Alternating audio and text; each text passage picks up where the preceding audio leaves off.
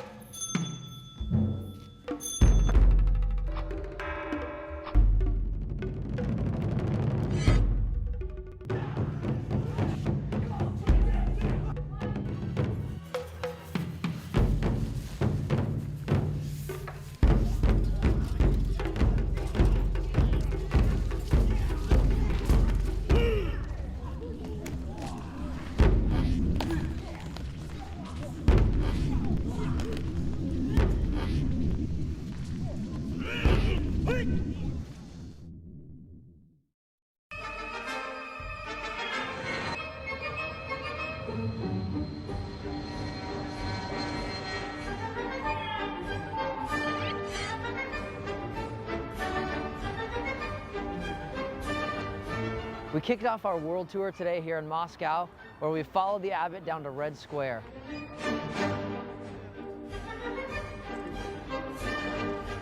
It's all being dressed up right now for the International Military Music Festival, Spassky Tower. This afternoon we saw a teaser, sort of informal performance by the Shaolin Monks. Teaser or not, it was awesome to watch. It's 1:30 p.m. I'm about to watch the Shaolin Monks perform for the first time here in Moscow. Let me get out of their way. And then they started flipping, falling on the cobblestone.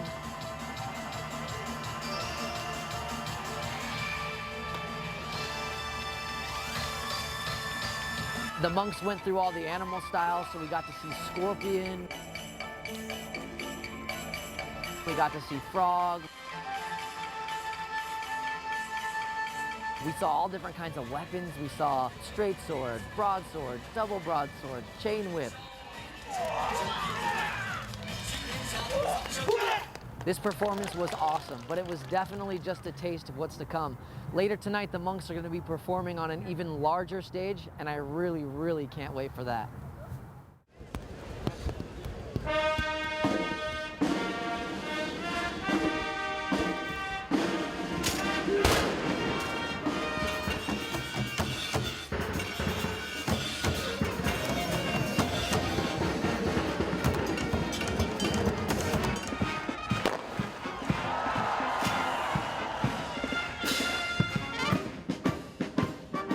I just finished watching all the performances here at the International Military Music Festival. They were all amazing. They were all military-based music performances. Some of my favorites were Scotland. They came out full kilts with their bagpipes blaring. South Korea had an awesome performance that opened with Gangnam Style.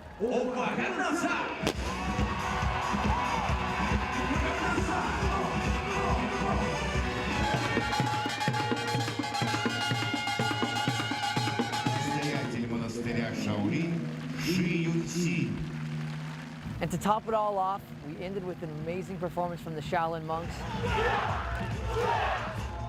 There were monks everywhere, about 100 of them, doing weapons, empty hand forms, flying all over the place. Everyone in the audience was cheering them on. They were fighting each other.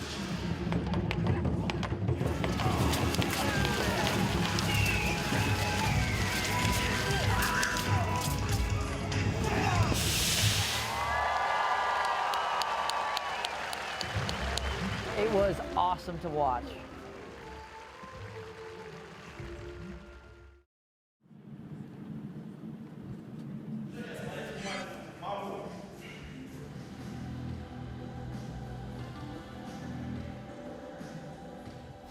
So I'm really excited. I just got to come visit the Shaolin Cultural Center here in Moscow.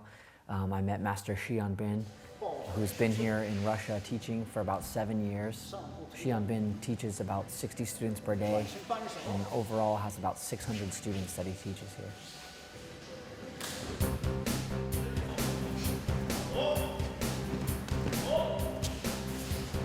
Just got out of my first practice here in Moscow and it was really exciting. I felt really happy to be able to come all the way over here to Russia and train Shaolin Kung Fu with other people who have the same passion as I do.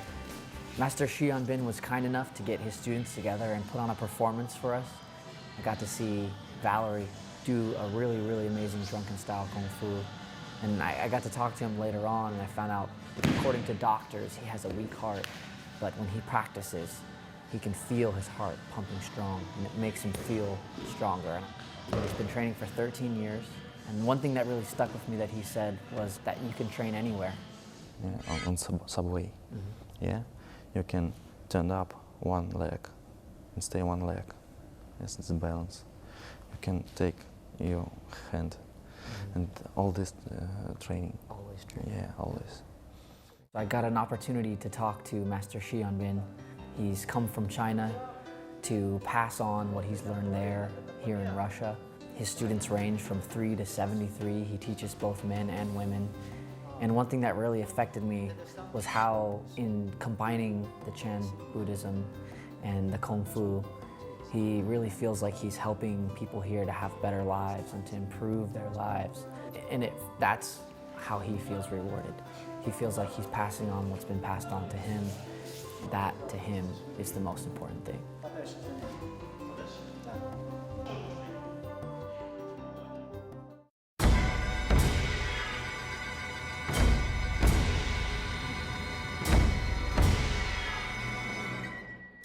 After an 8-hour journey from Moscow, we've arrived on the second leg of our world tour.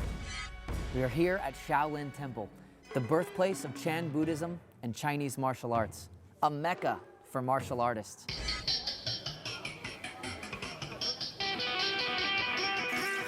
I couldn't be more excited to be here.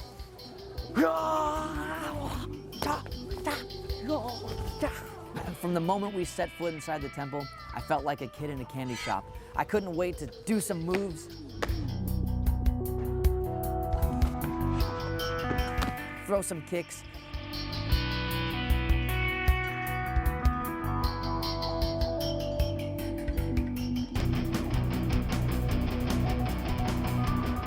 in the birthplace of Kung Fu.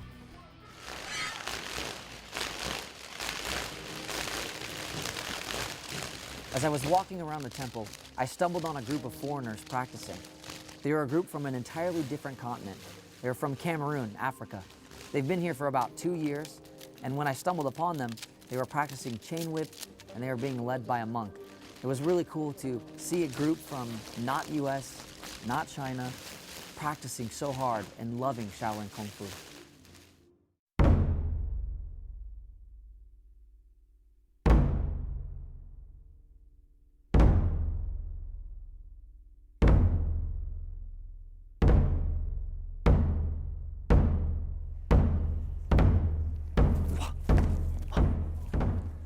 The Shaolin Temple has been on this site for over 1,500 years.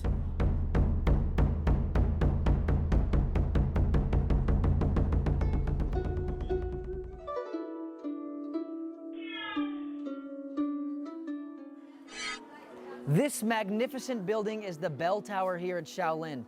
It's been around for nearly 700 years. Now, it used to ring every morning, but now it's only sounded on special occasions. Across from the bell tower is the drum tower.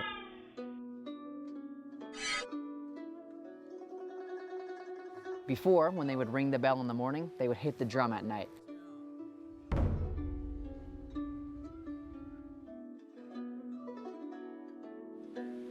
The Mahavira Hall is one of the larger halls here at Shaolin. It's about 5 rooms wide and 4 rooms deep. And it goes by a lot of different names. The Hall of Buddha Trinity, 3 Centuries Buddha Hall, Glazed Hall, Mountainous Hall, Treasure Hall, Grand Hall. What I surmised from all the different names is that this hall is very important, which I later found out that it is. It's the home of all the Buddhist activities that take place here at the temple. The Li Shui Pavilion is the second to last pavilion here at Shaolin, and that, along with the Thousand Buddha Hall, were 2 that were not burned down in 1928. Over the long history of the Shaolin Temple, it's been ransacked, burned down multiple times. And a lot of the buildings that we see here, even though they're built on original sites, were built at later dates. The Li Shui Pavilion is the original building. It's been renovated many times, but it's never been completely burnt down. It's also a pavilion solely dedicated to Datmo, the founder of Kung Fu. Super early this morning, we came to the temple. We met a small group of young monks at the Thousand Buddha Hall who were awesome enough to do a performance for us.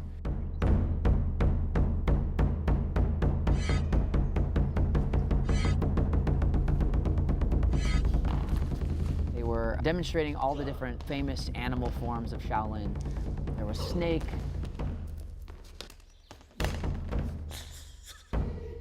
we saw duck, which is becoming one of my favorites. It's just such a quirky type of Kung Fu. There was a really young monk who was performing the child's Kung Fu. You have to be really flexible to do it. And his last move, he kicked his leg up and it went behind his head. I don't know what exactly you have to stretch in order to be able to do that, but I haven't been stretching it. There was a young monk who was doing Eagle Claw. His name is Yan Shou.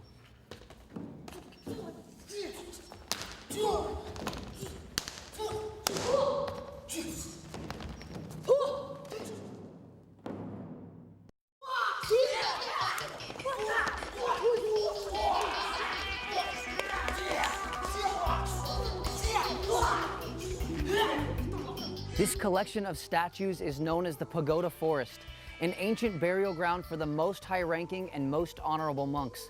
Now, normally you're not even allowed in here, but we've been invited by the Shaolin monks themselves to watch them perform on this sacred ground. Shifu, Qing.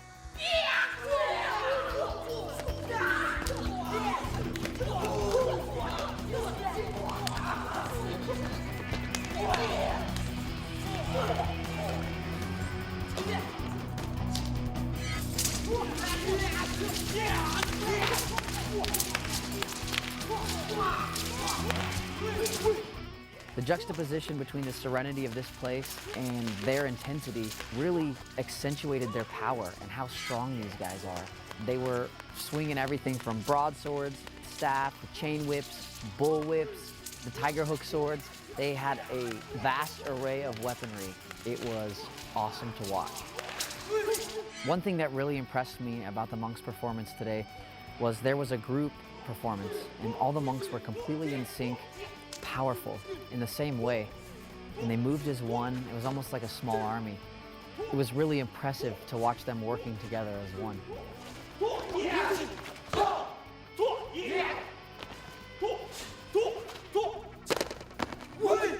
It's really hard for me to watch a performance like I watched today and not get really excited. We've literally been in the temple since they were kids.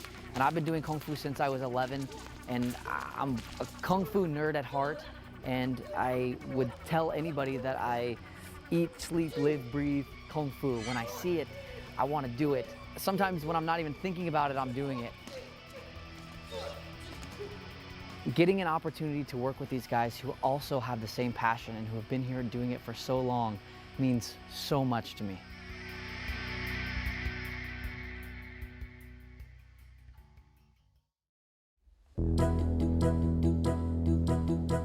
Today I had some time to spend with the abbot in the abbot's room here at the temple, and here's what I learned. Tell us about your childhood in Anhui and how you came to Shaolin and eventually became abbot. 30年前，我是从安徽一个农村，走到少林寺的。He told me he came to the Shaolin Temple 30 years ago from a small village in the Anhui province. And he came because he heard how famous the Shaolin Temple was. What is Chan Buddhism? 禅理，它是一种生活方式。He explained that Chan is a combination of Buddhism, Taoism, and Confucianism. And it's not only important to Chinese culture, but Asian culture as a whole. 中国道家的一样。 He described Shaolin Kung Fu as a vast and well-respected martial arts system that's over 1,500 years old. 少林寺里，在中国改革开放。 He said that the past 30 years has been one of the best times for the Shaolin Temple because of China's open door policy. It's been a great time for the Shaolin Temple to rebuild, protect, and preserve its Shaolin culture. Why do you set up Shaolin cultural centers across the world? 因为少林文化，它是建立在，少林。 He explained that Chan culture is a product of cultural exchange and that it belongs to people of the world. They've been invited to different cities and environments to set up these cultural centers. There are over 100 different cultural centers in cities across the world. When was the name Shaolin trademarked and why? 因为经济的全球化，对我们传统的。 He explained that the growth of the world economy has impacted culture all over the world, and that the name Shaolin was being used without a clear identity. So about 10 years ago, he used the legal system to trademark the name Shaolin in different parts of the world, so that they could provide true Shaolin culture and spirit to the world. How do you feel about being referred to as the Kung Fu CEO? CEO 不应该是个贬义词。 He said that CEO is normally a term that's used in business, and even though people hold it in high regard, that it's not appropriate for a monk. Although, he doesn't really mind it. 它是一种。 磕头面着山寨苦，是在那把难面结束。只要那行善把事做，老祖那关内无在。 After a 2.5-mile hike from the Shaolin Temple up the Song Mountains, I've arrived at Da Mo's cave, the location where Da Mo traveled into the mountains to meditate for 9 years. It was there he created Chan Buddhism, also known as Zen Buddhism. Da Mo's cave is about 10 feet wide and 22 feet deep, which is a really small area to be in for 9 years. Da Mo needed a way to stay in shape while he was in here meditating for so long. So he created certain movements, and those movements later became early forms of Shaolin Kung Fu.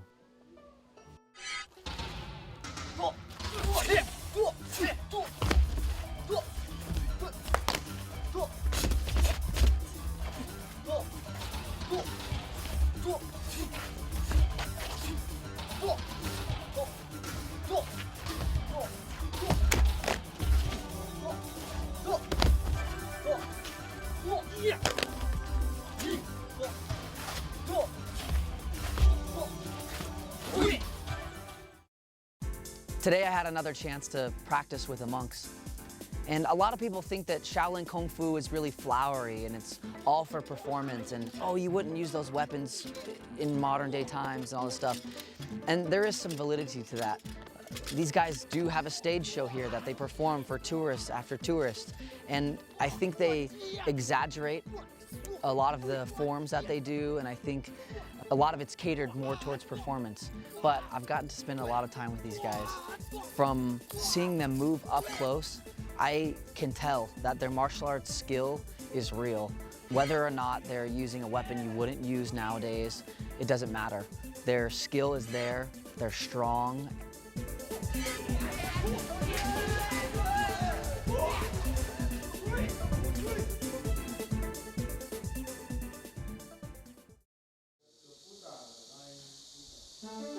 I had another extremely special opportunity to learn from two great masters here at Shaolin, Sifu Shi Yanao and Shi Yanzhuang. Now these guys are the pinnacle of Shaolin Kung Fu. They are what all the monks strive to be. So not only did I get a chance to learn from them, I also got a chance to watch them perform. When Master Shi Yan performed the 18 Damo hands, you could tell the emphasis in that form was on the dantian, which is the area right below your belly button. That's where qi, where your internal energy is created. There's a part at the beginning where you, it's coming from your internal power, coming from your dantian. The way he would hit and strike, it was all coming from, it's also known as your center. So it was all coming from his center. And his whole body would move. It was really, really amazing to watch.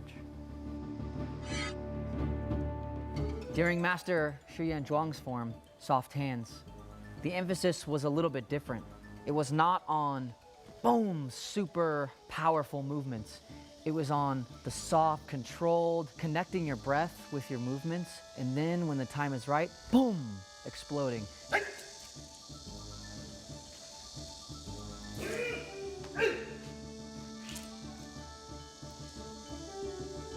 The amazing thing watching him is how his power is connected from the floor up to the dantian and then into his hands.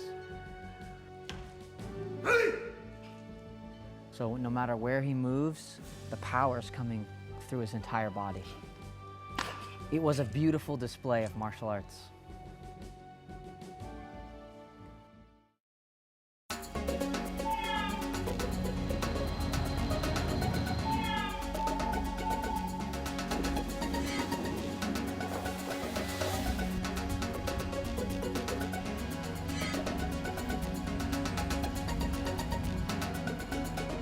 I'm at the United Nations building in New York City, where for the first time, Abbot Xiong Xin is leading a delegation of monks here to perform.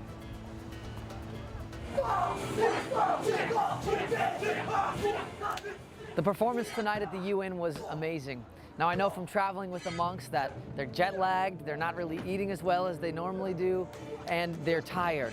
But when they got on stage tonight, you could tell that the pride that they have for Shaolin is what drove them.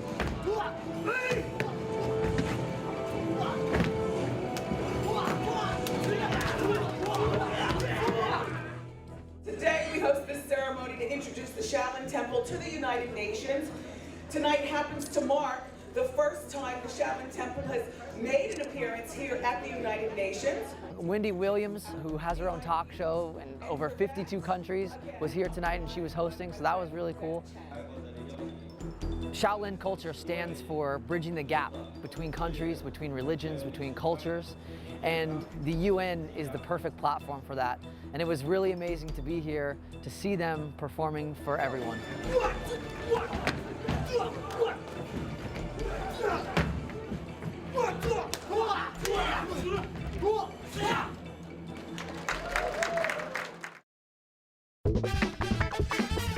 Our world tour following the Shaolin Monks has brought us to our final destination, my hometown, Los Angeles, California.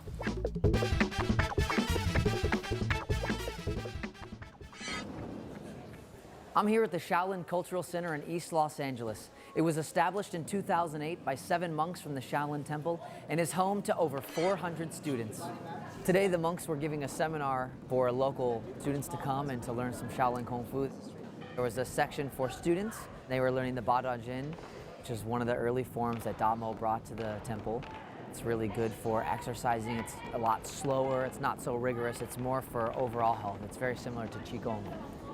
The Shaolin Cultural Center hosts master classes where teachers from other schools can come and learn authentic Shaolin, then take it back to their schools and pass it on to their students. But they were doing a little bit more of the hard style Shaolin, more of the learning the application of the movement. So they would learn a part of a form and they would learn how to apply that on their partner. So they were working in groups. At today's master class, there was 17 students from all different parts of the US and Canada. The city of Los Angeles is a melting pot for all kinds of different cultures. And the abbot is really smart and he knew that. And that's why he set up the Shaolin Cultural Center here so that he could be ensured that traditional, authentic Shaolin Kung Fu could be spread in such a culturally diverse area.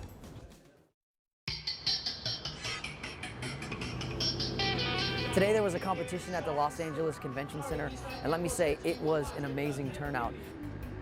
There were over 3,000 people in attendance. 1,000 of those were competitors. This event was attended by people from all over the world. The Canadian Shaolin Cultural Center was there. There were people from all over the US. I even met a gentleman from Brazil. The amazing thing too is that they were all there for one reason, and that is Shaolin Kung Fu. It didn't matter their religion, their ethnicity.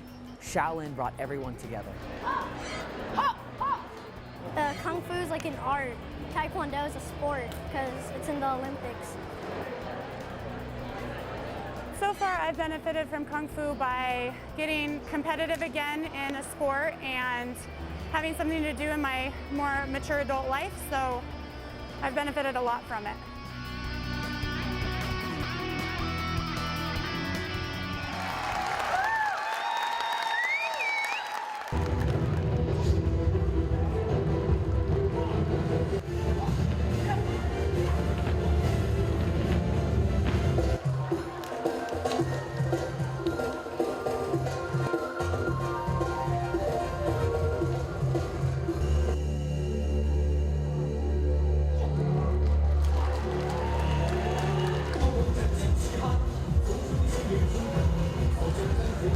The performance really showcased all the monks' skills.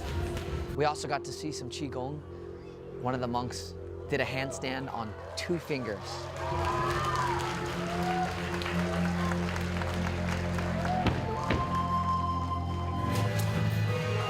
They did some fight scenes, which were really exciting to watch. Shifu Yanzhuang came out in the middle, and then there was about 20 monks circling them and surrounding them, and they told the story about a group coming to attack Shaolin, and these 3 monks had to protect their teacher.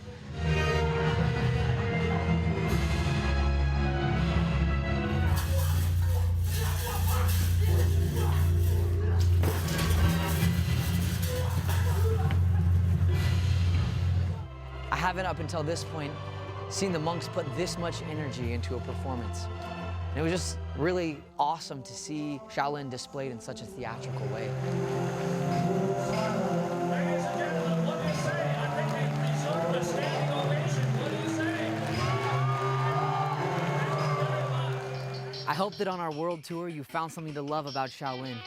As the abbot put it, Shaolin belongs to the world. And no matter how the world changes, Shaolin will always be Shaolin. Goodbye for now.